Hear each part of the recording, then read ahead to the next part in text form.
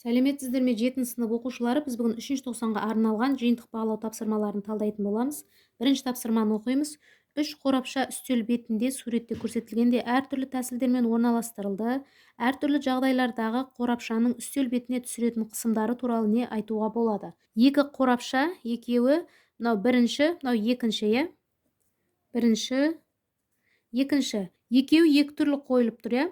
Екеуінің қойылуындағы айырмашылық олардың мына қысым түсіретін беттегі ауданына байланысты. Қысым түсірген беттің ауданы үлкен болған сайын аз қысым түсіреді, ал кіші болған сайын көп қысым түсіреді. Бұл жерде дұрыс жауап В нұсқасы. Екінші жағдайда көп қысым түсіреді. Екінші тапсырма, көрсетілген мысалдардың қайсысында механикалық жұмыс атқарылмайды? А нұсқасы, ер адам кірпіш тасуда. Бұл жерде қозғалыс болып жатыр, жұмыс атқарылады. В нұсқасы, бала баспалдақпен жоғары көтерілуде, ол да қозғалыста. С нұсқасы, бала теледидар көріп отыр. Бұл жерде қозғалыс жоқ, сондықтан жұмыс атқарылмайды. С нұсқасы. Д нұсқасы, алма ағаштан алма үзіліп жерге түсті. Бұл жерде де қозғалыс бар. Үшінші, қуаттың формуласын белгіле. Қуаттың формуласы жұмыстың уақытқа қатынасымен анықталады. Бұл жерде Д нұсқасы екен. Төртінші тапсырма, дененің ауадағы салмағы 6 ньютон, судағы салмағы 2,5 ньютон. Кері итеруші күшті табыңыз. Кері итеруші күшті табамыз. Ол үшін ауадағы салмақтан азайтамыз судағы салмақты.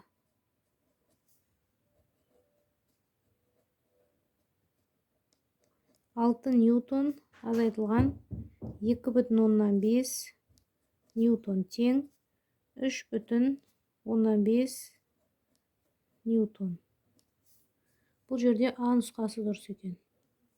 Бесінші тапсырма, 250 ньютон күш әсерінен денені 40 сантиметрге қозғады. Жасалған жұмысты есептеңіз. ХБЖ-ға келтіріп аламыз. 40 сантиметрді метрге айналдырамыз, 100-ге бөлеміз. 0,4 метр. Жұмыстың формуласы F күш көбейтілген S күш 250 ньютон 0,4 орын ауыстыру 0,4 метр тең 100 джоуль.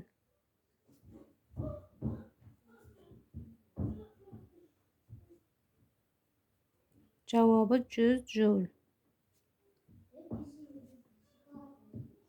Алтыншы тапсырма, цилиндрді поршень үйкеліссіз төмен қарай жылжиды. А нұсқасы, цилиндр ішіндегі газ қысымы мен көлемі қалай өзгереді? Б нұсқасы, газ молекулалар цилиндрдің ішкі бетіне қалай әсер етеді? А нұсқасы, газды қысқан кезде оның көлемі азаяды, тығыздығы және газдың қысымы артады. Б нұсқасы, қысым газ молекулаларының ыдыс қабырғасына соқтығысу нәтижесі болып табылады.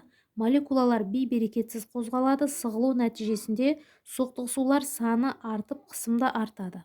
Жетінші тапсырма, су бар ыдысқа бірдей 3 шар салынған. Бірінші шар жоғары қарай қозғалады, екінші шар су ішінде қалқып тұрады, ал үшінші шар төмен қарай қозғалады. Судың тығыздығы барлық тереңдікте бірдей деп есептеңдер. А нұсқасы, үшінші шарға әсер ететін күштерді белгілеңіз. Үшінші шардың тығыздығын судың тығыздығымен салыстыр. Бұл жерде мына үшінші шар суға батып кеткен. Үшінші шарға жоғарыдан төмен қарай бағытталған ауырлық күш әсер етеді. Төменнен жоғары қарай бағытталған Архимед күші әсер етеді. Батып кету себебі шар тығыздығы үлкен судың тығыздығынан. Бұл нұсқасы, шарлардың қайсысына ең аз кері итеруші күш әсер етеді? Жауабыңызды түсіндіріңіз. Ең аз кері итеруші күш бірінші шарға әсер етеді. Екінші және үшінші шарға шамасы ығыстырылған судың салмағына тең болатын ығыстырушы күш әсер етеді. Бірінші шарға әсер ететін күш азырақ, себебі оның ығыстырған суының салмағы екінші және үшінші шарлардың ығыстырған суының салмағына тең. Сегізінші тапсырма, егер кіші поршеннің ауданы 15 метр квадрат, үлкен поршеннің ауданы 1200 метр квадрат, кіші поршенге әсер ететін күш 150 ньютон. А нұсқасы, гидравликалық көтергіштің көмегімен көтеруге болатын F күшті есептеңіз. Б нұсқасы, гидравликалық көтергіштің күштен беретін ұтысын анықтаңыз. А нұсқасында F2 күшті табуымыз керек. Гидравликалық машинаға байланысты формуланы жазамыз. F2 күштің F1 күшке қатынасы тең болады S2 ауданның S1 ауданға. Енді осы формуланы түрлендіріп, мына F2 күшті тауып алатын болсақ, F1 көбейтілген S2 бөлінген S1. А нұсқасында F2-ні табамыз. F1 күш 150 ньютон. Көбейтеміз S2 1200 метр квадрат. S1 15 метр квадрат. Тең 12.000 ньютон. Немесе 12 килоньютон деп алуға болады. Келесі Б нұсқасында F2-нің F1-ге қатынасын табамыз. F2-ні біз жаңа анықтадық. 12.000 ньютон. F1 150 ньютон. Тең 80 есе. 80 есе ұтыс береді екен.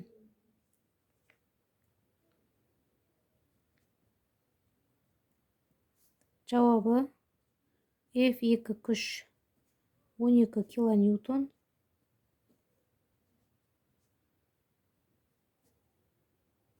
F2-нің F1-ге қатынасы 80 есе. 9-шы тапсырма. Цилиндр табанының ауданы 250 см квадрат. Егер оған көлемі 1 литр су құйса, цилиндр табанына түсіретін қысымын есептеңдер. А нұсқасы: цилиндр табанының ауданы 250 см квадрат және оған құйылған судың көлемі 1 литр. Халықаралық бірліктер жүйесіне келтіріңіз. Б нұсқасы: цилиндрге құйылған судың биіктігін анықтаңыз. С нұсқасы: цилиндр табанына түсетін қысымды есептеңдер. Д нұсқасы: егер цилиндрге спирт құйса, онда ыдыс табанына қандай қысым түседі? Спирттің тығыздығы. Бірінші қыбыжыға келтіріп аламыз. 250 см квадратты метр квадратқа айналдыру үшін 10.000-ға бөлеміз. Сонда 0,1025 метр квадрат. 1 литрді метр кубқа айналдырамыз. 0,1001 метр. Б нұсқасында біз биіктікті табуымыз керек. Көлемді бөлеміз ауданға. С нұсқасында судың қысымын есептейміз. Ол кезде судың тығыздығы GH. Ал Д нұсқасында спирттікін есептейміз. Бұл жерде спирттің тығыздығын аламыз.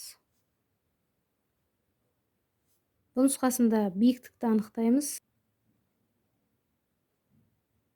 Көлем 0,1001 метр куб. Аудан 0,1025 метр квадрат тең 0,104 метр. С нұсқасында судың түсіретін қысымын есептейміз. Судың тығыздығы 1000 килограмм метр куб. G-дің мәні 10. Биіктік 0,104 метр тең 400 паскаль. Д нұсқасында спирттікін есептейміз. Спирттің тығыздығы 800 килограмм метр куб. Көбейтілген 10. Көбейтеміз 0,104 метр. Тең 320 паскаль. Жауабы H. Биіктік 0,104 метр. Судың қысымы 400 паскаль.